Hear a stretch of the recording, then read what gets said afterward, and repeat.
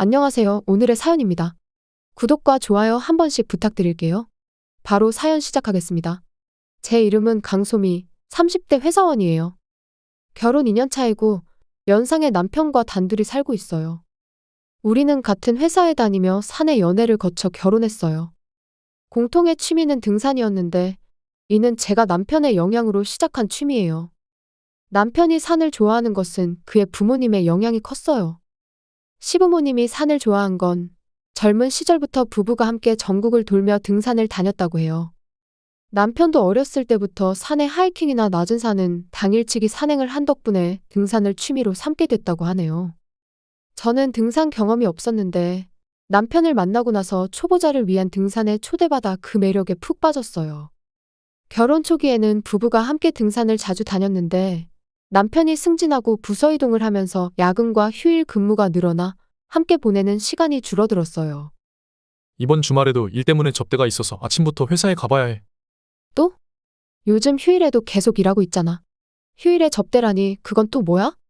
어쩔 수 없어. 외부에서 인맥을 넓히는 것도 필요하거든. 그래, 알겠어. 어쩔 수 없지. 아버님, 어머님이 산에 가자고 하는데 당신이 못 가면 실망할 것 같은데. 너 혼자 가. 난 지금 그럴 시간이 없어. 어느 날 남편과 같은 부서에 근무하는 지인과 이야기를 나눌 기회가 있었는데 남편이 휴일에 일이 너무 많다고 제가 투덜거리자 그 부서에서는 휴일 출근이 거의 없다는 말을 들었어요. 오히려 남편은 휴일에 비서실이나 접수실 여직원들을 데리고 산으로 하이킹을 간다고 하더라고요. 그녀들이 산행 사진을 SNS에 올린다는 말을 듣고 저는 그 사진을 보았어요. 몇 명의 여자들에게 둘러싸여서 얼굴이 싱글벙글하는 남편의 사진도 있었어요. 같은 회사에 다니는 아내인 제가 있는데 조용히 이런 짓을 하고 있었다는 것이 너무 충격이었어요. 그날 집에 돌아온 남편에게 그 이야기를 했더니 이렇게 말하더군요. 이것도 직원들끼리 친목을 도모하는 연수의 일환이다니까. 일의 일환이라고. 연수? 회사에서 주최하는 거야? 아니, 하지만 나 정도 되면 부하 직원들에게도 신경 써야 해. 그럼 그렇게 말하면 되지. 왜 접대라느니 뭐니 거짓말을 해? 너가 참견하는 게 싫어서 그랬던 거야? 처음부터 사실대로 말 안 해주니까 나를 속이니까 화를 내는 거 아니야. 도대체 뭐가 접대야? 같이 있었던 거 다 여직원 아니었어? 너랑은 상관없는 거 아니야? 되게 시끄럽게 하네. 남편은 화를 내며 방을 나가버렸어요. 저는 남편의 그 모습을 보고 아마도 등산 동료 중 누군가와 특별한 관계가 있는 게 틀림없다는 생각이 들었어요. 그 뒤로도 남편이 늦게 귀가하거나 주말에 외박하는 등 바람을 피우는 기미가 보였지만 저는 캐묻고 싶지 않았어요. 그런 일이 갈수록 늘어나면서 점차 부부 사이가 멀어져 갔어요. 예전에는 함께 가던 등산도 서로 따로따로 가게 되었어요. 그렇게 남편과 함께 등산을 가는 일은 없어졌지만 가끔 시부모님이 친구들과의 산행에 초대해 주셔서 함께 난이도 높은 등산 코스에 도전하는 게 등산 실력 향상에 큰 도움이 되었어요.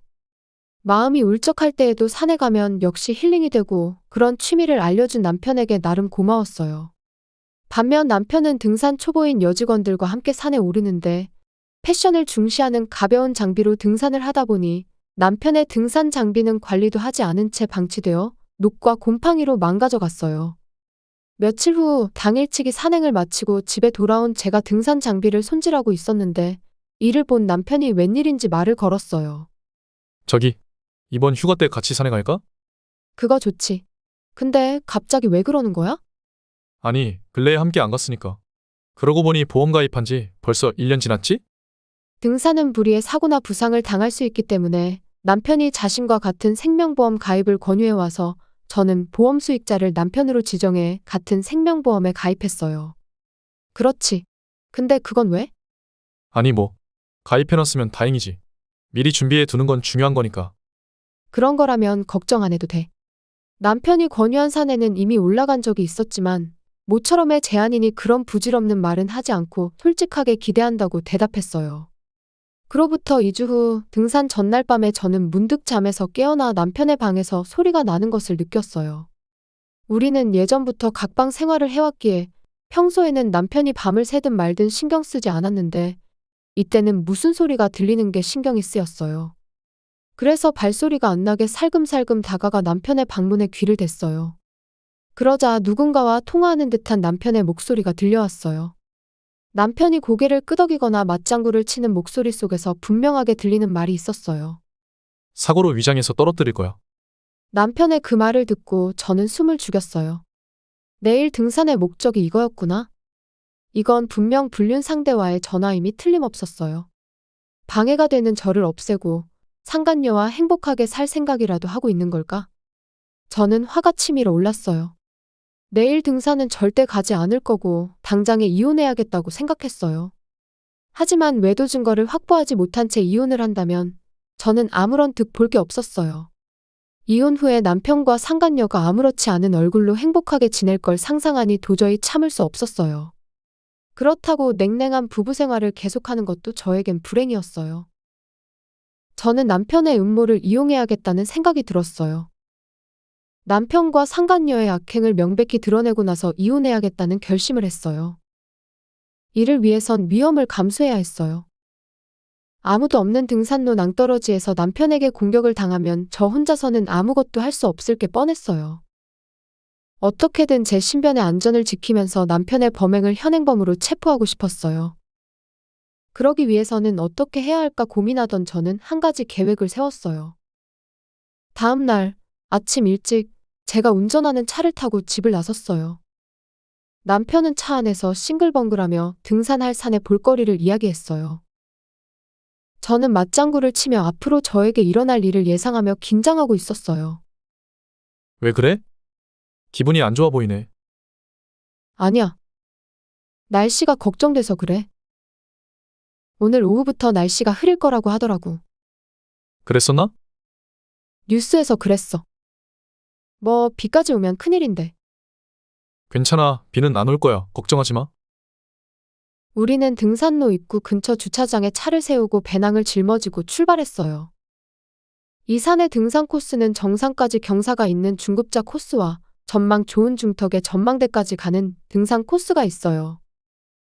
남편은 예상대로 정상까지 가는 코스를 선택해 걷기 시작했어요. 저는 남편에게 말했어요. 이 시간에 출발하면 정상에서 하산하는 건 저녁이 될 거야.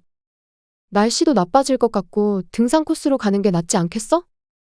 이 코스는 의외로 시간이 오래 걸리지 않아. 밤 되기 전에 하산할 수 있을 거야.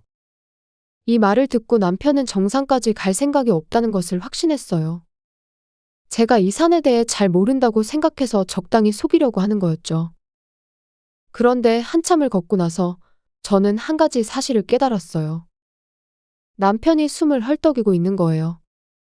경사가 심한 등산을 한 지 꽤 오래되었고 평소에 운동 부족도 한몫한 것 같았어요. 게다가 신발은 평범한 운동화였고 지팡이도 가지고 있지 않았거든요. 등산 장비는 오랫동안 방치해서 곰팡이와 녹이 슬어 쓸 수 없었던 거죠. 바위가 여기저기 노출된 등산로는 밑창이 두꺼운 등산화가 아니면 발에 상당한 부담을 주게 돼요. 저는 두꺼운 등산화를 신고 지팡이 대신 제가 애용하는 피켓을 이용해 잘 걷고 있었어요. 저는 남편에게 말을 걸었어요. 당신 힘들어 보이는데 괜찮아? 아니야, 괜찮아. 어느새 중간 지점에 다다랐어요. 이곳은 경사면을 가로지르는 등산로로 나무가 많아 시야가 좋지 않고 조금만 길을 벗어나면 절벽에 가까운 낭떠러지가 있었어요. 곳곳에 발밑 주의 표지판이 있었어요. 남편은 걸음을 멈추고 뒤따라오는 저를 돌아보며 좀 피곤하네. 너가 앞에서 좀 걸어봐. 아니지, 피곤한 사람 속도를 내가 맞춰서 뒤따라가야지. 자신의 의견에 반대하는 저에게 남편은 혀를 차며 말했어요. 정말 넌 내 뜻대로 안 되는구나. 그렇게 말하면서 남편은 돌아서서 제 팔을 잡고 잡아당겼어요. 이거나? 위험해. 저는 비틀거리며 넘어져 한 손은 남편의 손에 잡혀 절벽 쪽으로 끌려갔지만 순간적으로 반대편 손으로 지팡이 대신 들고 있던 피켓을 바위 사이에 꽂아 몸을 고정시켰어요. 왜 이래? 지금 무슨 짓이야? 시끄러워. 얼른 떨어지기나 해. 남편은 온 힘을 다해 제 손을 피켓에서 떼어내려고 했어요. 이 손을 놓치면 저는 끝이에요. 눈앞에는 절벽 밑 땅도 보였어요. 저 절벽 아래로 내던져진 제 모습을 상상하니 공포에 휩싸였어요. 그때 근처에서 목소리가 들려왔어요. 뭐 하는 거야? 그만해. 그 목소리에 남편이 놀랬는지 잠시 힘이 빠지는 순간에 저는 남편의 손을 뿌리쳤어요. 남편은 다리에 피로가 몰려왔는지 쉽게 몸의 균형을 잃고 등산로에서 발을 헛디뎌 비탈길로 굴러떨어졌어요. 저는 당황해서 남편이 굴러떨어진 쪽을 내려다보니 간신히 경사면에 나무에 걸려있는 남편의 모습이 보였어요. 제가 남편을 보는 순간 남편은 저를 올려다보며 놀란 표정으로 말했어요. 엄마 아빠가 왜 여기 있어? 제 옆에는 시부모님이 계셨던 거죠. 제가 취한 대책은 시부모님께 사정을 이야기하고 만일의 사태에 대비해 남편을 말리고 설득해달라고 부탁한 거였어요. 시부모님은 자기 아들이 그런 짓을 할 거라고 믿고 싶지 않은 마음과 정말이라면 막아야 한다는 의무감으로 우리를 따라오셨어요. 너 지금 무슨 짓을 한 건지 알기나 해? 아니에요. 실수예요, 실수. 그때 전화벨이 울렸어요. 문득 보니 남편의 휴대폰이 등산로에 떨어진 채 방치되어 있었어요. 시아버지가 스피커폰으로 전화를 받았어요. 한 여자의 목소리가 고요한 산속에 울려 퍼졌어요. 자기, 그 여자 잘 떨어뜨렸어? 잠깐만. 조용히 해. 응? 뭔가 소리가 멀리서 들리는 것 같네. 산속이라서 신호가 잘 안 잡히는 건가? 자기 사랑해. 그 여자 꼭 떨어뜨려야 해. 남편은 허탈하게 주저앉아 더 이상 변명도 포기한 듯 했어요. 시아버지는 그런 아들의 모습을 화난 표정으로 내려다보며 남편의 휴대폰을 끊었어요. 119에 구조 요청했다. 경찰에도 신고할 테니 넌 자수하도록 해라. 알겠어? 남편은 나무를 붙잡고 웅크린 채로 힘없이 고개를 끄덕이는 것 같았어요. 시어머니는 울음을 터뜨렸어요. 저는 제가 살았다는 안도감에 정신이 번쩍 들었어요. 이후 남편은 경찰과 소방의 도움으로 무사히 끌어올려졌고 큰 부상은 없는 것 같았어요. 저와 시어머니는 먼저 하산의 등산로 입구 주차장에서 기다리고 있었어요. 어두워진 주차장에는 여러 대의 경찰차와 소방차, 구급차가 주차되어 있었어요. 해질녘에 내린 비가 아스팔트 위에 여러 개의 무릉덩이를 만들며 사이렌 불빛을 반사하고 있었어요. 잠시 후 시아버지에게 끌려가는 남편이 나타났어요. 남편의 눈은 초점이 없어 보였어요. 추락 상황은 이미 경찰에 알려졌기 때문에 남편이 저를 끌어내리려고 한 것에 대한 조사가 이루어졌어요. 남편은 이렇게 말했어요. 내가 사귀는 여자에게 결혼을 강요받고 있었는데 너가 사고를 당하면 보험금도 받을 수 있고 그녀와도 결혼할 수 있을 거라고 생각했어. 그 말을 들은 저는 아무 말도 할 수 없었고 시어머니는 얼굴을 가리고 울먹이며 말했어요. 그게 얼마나 무서운 일인지 알기나 해? 만약 며느리가 정말로 떨어졌다면 넌 평생 감옥에서 살아야 했을 수도 있어. 나는 힘들어서 다리가 후들거렸는데 여자 주제에 버티다니. 그렇게 말하는 남편을 시아버지가 때렸어요. 화가 난 시아버지는 경찰의 제지를 받았고 남편은 그대로 경찰차에 태워져 끌려갔어요. 이후 남편은 미수로 징역 2년 6개월의 실형을 선고받았고 그가 수감되면서 저는 이혼을 할 수 있었어요. 전 남편은 후회하고 있다는 내용의 사과 편지를 보내왔어요. 전 남편은 자신의 적금과 정기예금을 해지하고 모든 재산을 저에게 위자료로 지급하도록 변호사를 통해 전했고 1억 원 정도를 받게 되었어요. 변호사에 따르면 자신의 욕망에 빠져 오만했었다면서 지금은 반성하고 있다네요. 하지만 이미 저지른 죄를 되돌릴 수는 없는 거죠. 전 남편의 외도 상대는 남편의 자백으로 금방 밝혀졌어요. 같은 회사에 입사 3년차 젊은 여직원이었어요.